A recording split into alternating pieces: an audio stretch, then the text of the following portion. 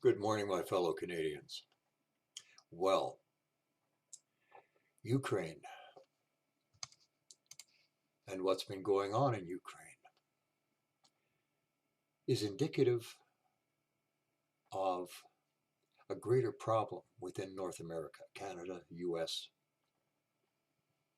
I did a post some time ago about the dangers of a weak leader when you have more aggressive nations that wish to pursue an agenda and are willing to use naked aggression, out and out warfare to achieve their ends.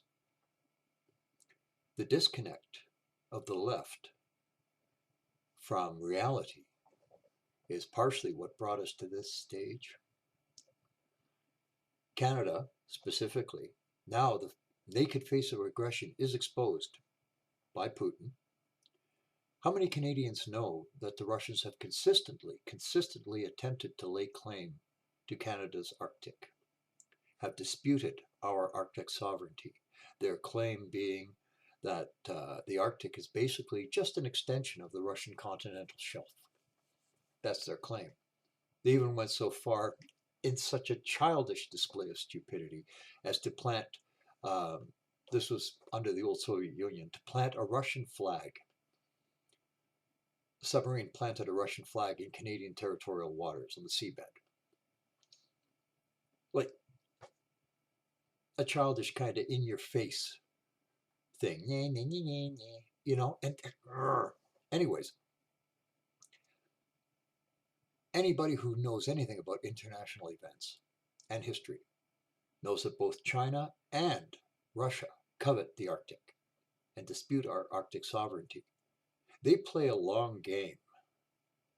And if global warming turns out to be a reality, and this is what they're banking on, if it turns out to be real, they want in. They want the Arctic because there's a mineralogical storehouse, minerals in the Arctic untapped because of the ice. So they're already thinking ahead that if we can somehow lay claim to the Arctic, either through the world courts or just naked aggression, we get access to those materials. And Canada, thanks to the Liberals, what have we got in opposition? Seeing what Russia's done in Ukraine, militarily, I don't even think we're as strong as Ukraine was. And that's, if what I heard is true from other military analysts, Canada cannot field one full combat infantry division. Infantry division is roughly 14 to 16,000 men, let's say, combat soldiers. We can't field one combat division. To defend a country the size of Canada, and now it's apparent that a nation must be capable of defending itself. We can't. We have relied, well, the Liberals always relied, their attitude being, well, the US can't afford to see Canada go into decline or to be taken over by a hostile foreign power, so they'll defend us because it's in their interests to do so. And that's been the Liberal attitude. We won't spend the money on defense. We're castigated by our NATO allies because we don't spend enough on defense. I did a whole thing on military madness and the stupidity of the Liberals, and it was actually rather rude. I used a lot of hard language because, as an ex-serviceman and with a family history of military service, what they've done to Canada, what the Liberals have done to Canada and Canada's military is nothing short of shameful. Everybody remembers that wounded veteran who asked what Trudeau planned to do for the wounded veterans that they'd sent in harm's way, and Trudeau's famous line about, "You're asking for more than we can give right now." But he could give $10 million to a proven terrorist. 10 million of your dollars to a proven terrorist. Everybody remembers Omar Khadr and the $10 million to a terrorist. What a lot of people don't know, because the backlash, they kept it very quiet. It was 30 million. There were two other terrorists that got nice big payouts from Trudeau. Terrorists versus veterans who served this country.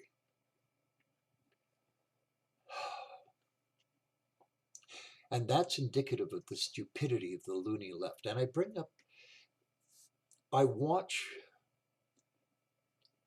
mostly US leftist content, The Young Turks, The Damage Report, David Pakman's show. I watch it insofar as I can stomach it. And it's been interesting to see their take on what's going on in Ukraine. Now, of course, being of Ukrainian heritage and having actual people I know in Ukraine, friends and friends of friends, it breaks my heart what's going on there. And I saw it coming. I'm not going to get into the historical relationship between Ukraine and Russia. But at the end of the day, you listen to the rhetoric and you watch the actions of Putin. It's exactly the same as Hitler. Same playbook. Create a fake crisis, foment dissent within a country, and then claim the thinnest veneer of justification that we had a right to go in because we're trying to denazify degenerates and drug dealers. And oh my God, all of it's garbage. Okay, all of that is bullshit, but people repeat it. Now, the one thing that's been frosting me, and this is why I brought up the leftist television commentators, how Russia felt hemmed in by NATO, that Ukraine would consider joining NATO. It was just a little blurb. I haven't seen it get any airtime yet. That he's basically told Sweden and Estonia, don't even think about joining NATO. Think about that. Telling sovereign nations what they can and can't do in terms of their foreign policy. And the threat is obvious. If you even think about joining NATO, what we did to Ukraine, we can do to you. So they repeated the talking point that, yeah, well, Russia was looking after its own security, and they brought up the example. One of these shows, I think it was the Young Turks, brought up the example of the Cuban Missile Crisis, where Russia put nukes on Cuban soil, and the blockade, and eventually under Khrushchev had them removed, which was partially the result of that was Khrushchev's downfall, backing off from Kennedy. They don't realize that they're comparing apples and oranges, and I'll explain. I don't know if it's a consequence of years, maturity. I do put it down a lot to the educational system and the inability to teach critical thinking. So this narrative that Russia was concerned about its security, well, that's a load of garbage, and I'll explain why. We felt hemmed in by NATO. Okay. These nations that joined NATO and wanted to join NATO did not do so to threaten you. They did so because you were the threat. You, Russia, has the history of aggression. Russia has the history of territorial expansionism. Russia has a history of genocide, brutality, murder, cultural extinction. Russia has that history. And I would ask anybody, who has NATO ever attacked? Unprovoked. What NATO state has attacked another nation unprovoked? Like NATO as an alliance. We're not talking about US wars in Afghanistan or Iraq or Iran. That's a whole different story. What I'm talking about, NATO as an alliance, when have they declared war upon another nation? And I'll wait. So my point here is that if you have an aggressive neighbor who's much bigger than his surrounding neighbors, those surrounding neighbors say, well, alone, I can't stand against my aggressor. And the next neighbor says, yeah, I agreed.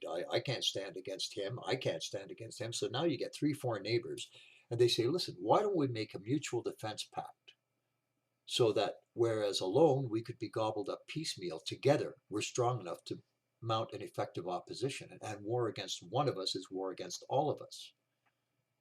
So if you adopt a defensive posture, NATO had no designs on Russia. NATO doesn't want Russia. NATO wants Russia to take care of Russia and the member states of NATO to be allowed to pursue their quality of life unmolested, undisturbed, and without fear of threat of aggression. That's the difference. And this is what these commentators seem to fail to grasp. There's a big difference between banding together to adopt an aggressive posture and banding together in union to form a defensive posture.